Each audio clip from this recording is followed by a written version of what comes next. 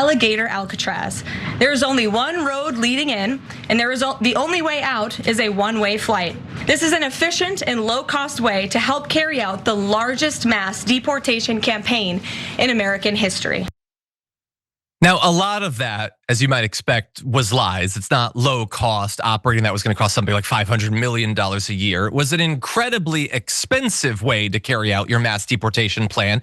And the only reason they did it at all was to appeal to right-wing bloodlust. They liked the idea that like maybe an alligator is gonna eat somebody. Remember that? It was a lot of fun. And then Charlie Kirk was tragically killed and we were told that we're bloodthirsty. You guys were spreading memes of alligators chasing immigrants. Do you remember that? That was 2 weeks ago. Anyway, so that was all a lie. But some of it was sort of true. She talked about one-way plane trips. And it turns out some of those might have been one-way plane trips, but not out. Some people might have had a one-way plane trip to Alligator Alcatraz because it turns out now that there's a lot of people who are oopsie-daisy missing. And we have no idea where they are. They evidently went to this concentration camp. And now we don't know. Maybe they're there, maybe they're not. Maybe they were deported. There doesn't seem to be paperwork for literally anything.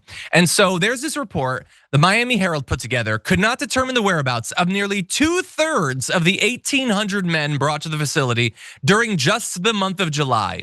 Around 800 detainees showed no record in ICE's database, and more than 450 detainees listed no location and were only instructed to call ICE for details. And I don't know why the Miami Herald is complaining. I'm sure when you call ICE, they're very helpful. Now, some of these people could potentially be at this concentration camp. It's just hard to know because Florida cares so little about these people's lives that they don't basically do any record keeping. So unlike federal facilities, the Everglades Detention Center is run by the state of Florida, and they don't maintain a searchable database of people detained at the facility. Now, why would you have the database? Well, if you acknowledge that these are human beings who have family members, friends, spouses, children, and those people might want to at least know where their family member is being held, then you would do the database. If you consider them less than fully human and you don't care if their family's just wondering where they've been disappeared to, then whatever, you don't need that thing. Florida's very clear where they stand on this. But to be clear, that alone would not have accounted for all of the detainees without records in the federal database, as the facility's population has declined rapidly by late August because of some court rulings, falling below 400 people due to a federal court ruling essentially halting operations at the site. So the lack of a database does not answer all of this. There's still many people that are as yet unaccounted for. So another potential explanation is that they have been deported. The issue with that is the majority of those that were at this facility had not received final deportation orders from a judge. So if they've been deported, first of all, there should be some record of that, in the same way that a family member might want to know if a person is at the facility. It might be nice for them to know what country their family member has been sent to. But importantly, if they've been deported, then the law has been broken, potentially tens or hundreds of times. Nobody would be surprised by that. It's Florida. But we should probably figure that out so that we can sue at some point. Hopefully we can find out about that. And that was, by the way, that was July. Now, as we said, the population has rapidly fallen because a judge had said you have to shut down the facility. Bear in mind, an appeals court has now overturned that. And as of right now, this concentration camp can continue to function, which means more people are going to be sent there, which means more people can be disappeared. Maybe they're being sent to Sudan. Maybe they're being sent to El Salvador. Maybe they're being shot in the back of the head and thrown in the Everglades somewhere. Again, I don't want to assume that that's what it is, but when hundreds of people that the state does not give a damn about suddenly disappear, it leads people to wonder. And you'll notice, by the way, this story, we didn't jump on this instantly when it came out. I was sort of hoping that Florida would pretend to care. They'd say something about this. I haven't seen any update from them. They don't seem to care that you come away from this with the conclusion that these people are all dead, that their bodies are just somewhere hidden in the Everglades. And so as of right now, we don't know. Hopefully there will be some sort of inquiry, a judge will get involved, because again, as much as DeSantis or Trump or Noem might want to deny the humanity of these individuals, we still acknowledge it. And the vast majority of these people have committed no crimes whatsoever. But it's possible that crimes have been committed against them by our government. And that said, let's turn now to prior crimes that have been conducted not only just by the Trump administration. Let's jump now to this. If left unchecked, and unfortunately right now it is mostly unchecked, the federal government will roll over every right that you have, or at least that you think you have, because in practice, you might well not. And it is not just the Trump administration that cannot be trusted in this way. There is this new report about what the DHS and Border Patrol, ICE, all of that has been doing in terms of your privacy. And this goes back way before Donald Trump was brought back into office. DNA was apparently collected between 2020 and 2024 by DHS. It was shared with the FBI. And we're only finding out about this because of Georgetown. Their Center of Privacy and Technology has taken a look at some data that was released by US Customs and Border Protection. CBP officers apparently took genetic material from some citizens as young as 14. And again, citizens. Now, look, I think it's really strange for you to just be mass collecting the genetic material and DNA of migrants or undocumented people or whatever. But this is also United States goddamn citizens that are having their genetic material taken. In many cases, no notice given to them.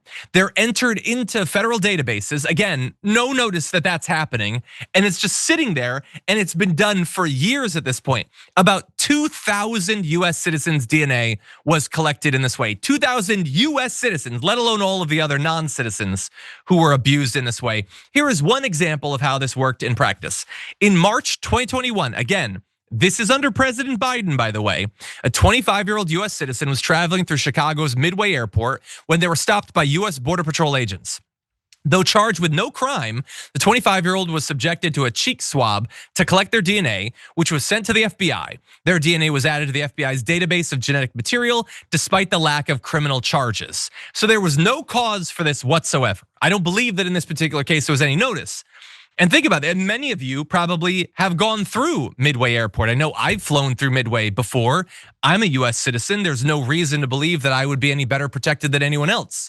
Obviously, racism is a big part of this. I guess that could play a part as well.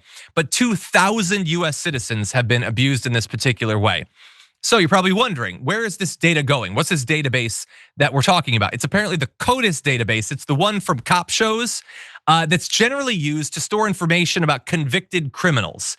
You know, in case people get out or whatever, you can track them, networking, all that stuff. But again, they're not just putting convicted criminals in there. They're not even just putting accused criminals in there. They're putting the data from US citizens that have been accused and charged of no crime whatsoever.